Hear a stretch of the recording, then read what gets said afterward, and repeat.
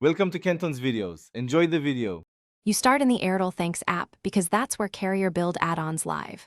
Once signed in, go straight to Profile or Menu and select Subscriptions or My Services.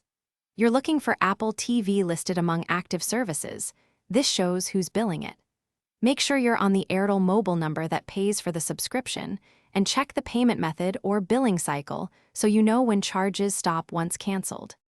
Once you open the Apple TV entry, you need to tap Manage or Details to access controls. You'll see options like Renew, Pause, or Cancel. Choose Cancel to stop future billing. Confirm the cancellation through any on-screen prompts and accept any final terms. Airtel may show the end date.